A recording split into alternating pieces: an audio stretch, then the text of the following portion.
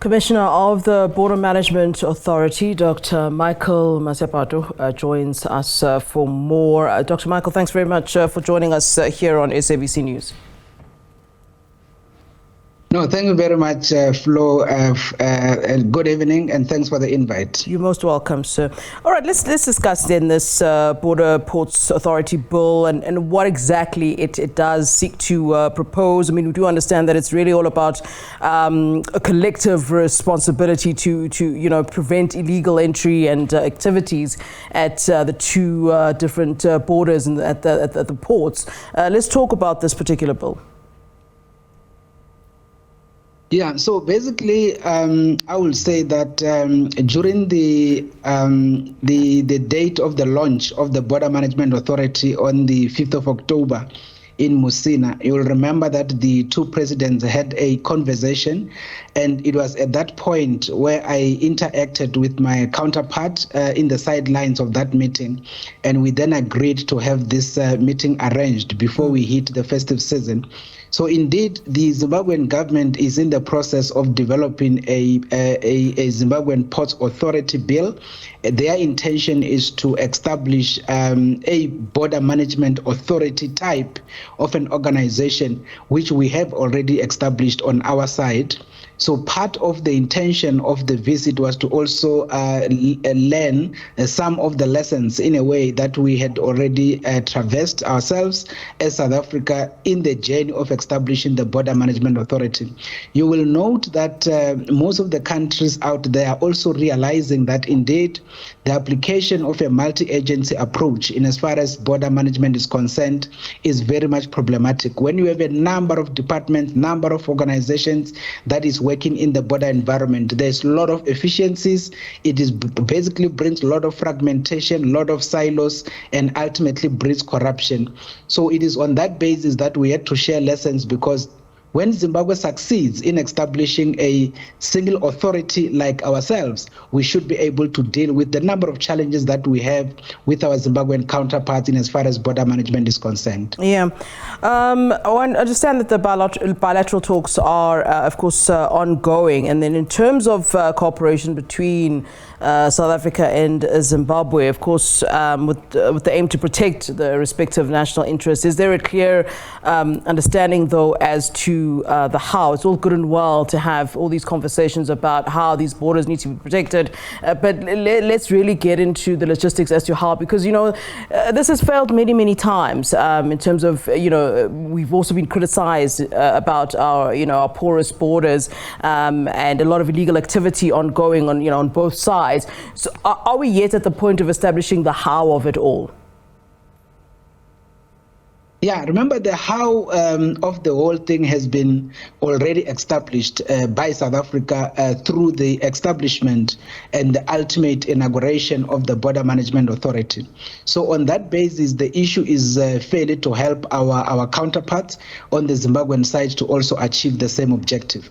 But you see, the issue flow in this instance is we cannot, we don't have the luxury of time of waiting for structures to be established. We have to deal with the issues as they stand, and we have to deal with the issues of, all of the challenges relating to border management. Yeah. That is why, as part of the engagement around the bill, around the model itself, we had to go deep into the how aspect. Yeah. And this is the how part. So the how part fairly is that both countries need to make sure that they intensify their access control points before people enter into the port of entry. As you will know, a port of entry is a national key point. Under normal circumstances, anybody who enters a port of entry is supposed to be a traveler, and that particular traveler must be allowed to enter into the space when they already have the requisite documents. Yeah. And that is exactly what we have started doing on the South African side, because what we do, if you can look at Bait Bridge, for instance, there is a south gate, which is the gate to enter the port from South African side. There is a north gate, which is the gate to exit the port to Zimbabwe. So what we have started doing is to intensify our deployment in the North Gate, for example, in terms of making sure that anybody from the Zimbabwean side trying to come into South Africa, before they enter the South African soil, they should be having all the requisite documents and they should be qualified to enter into the port.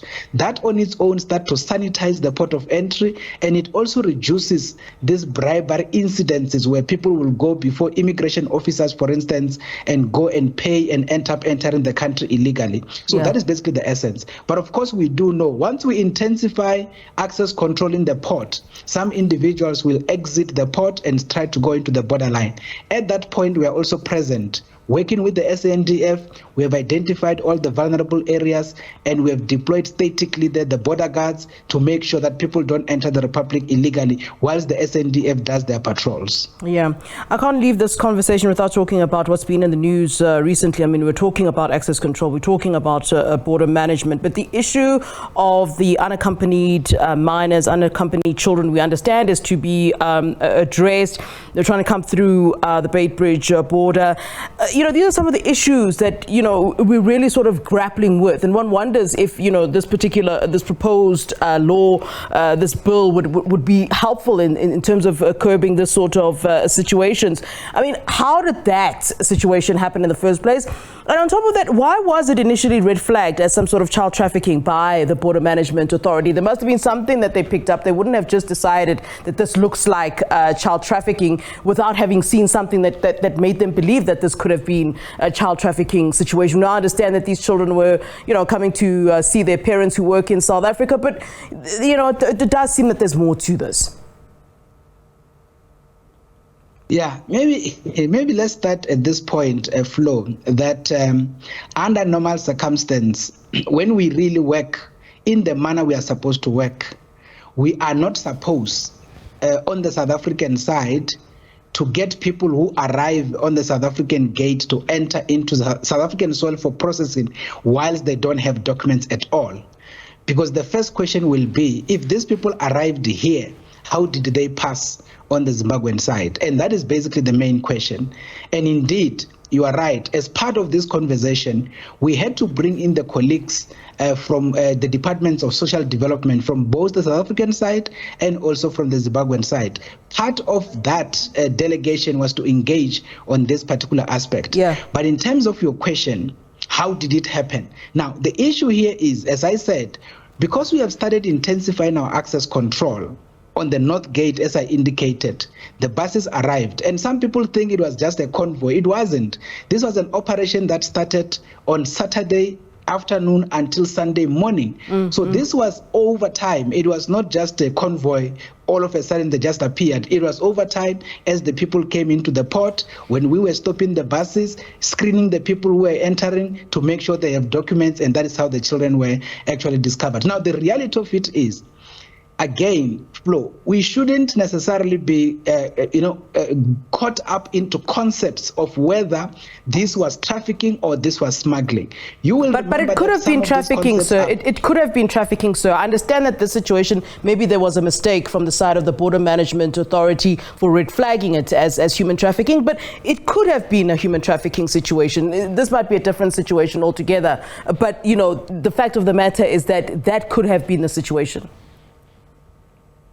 Indeed, Flo, and that is why, remember, the Minister of Home Affairs actually used this concept. We stand by our characterization of the situation, and we stand even by that even now. The only point I was trying to demonstrate is, if we then drift away and talk about the concepts, smuggling versus trafficking, I give this practical example.